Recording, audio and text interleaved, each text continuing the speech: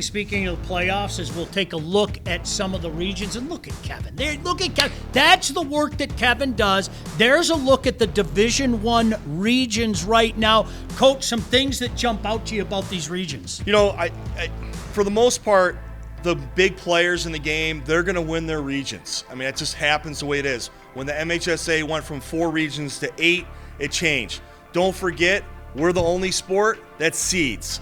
That might change a little bit in the future, but as right now, we seed. So in Region 1, you had Rockford, but Region 2 is really kind of interesting. Grand Ledge has one of the player of the years, right? Tyson Cooper, he's doing really well.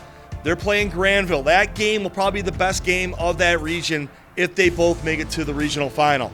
The other region that is really peculiar is Heartland's region, all right? It is Clarkston versus Heartland. They're right next to each other. I'm really interested in seeing how they do there. That could be a great game as well.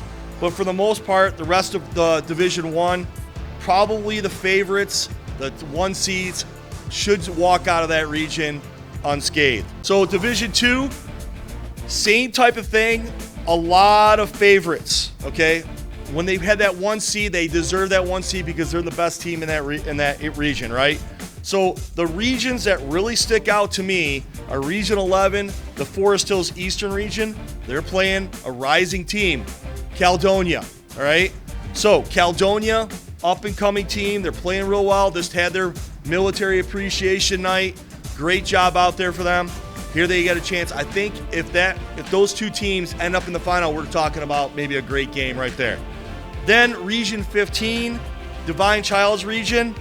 That whole semifinal and final could be fantastic. That might be the best region to watch out of both 1 and 2 because all the teams are very similar, especially the top 4 seeds.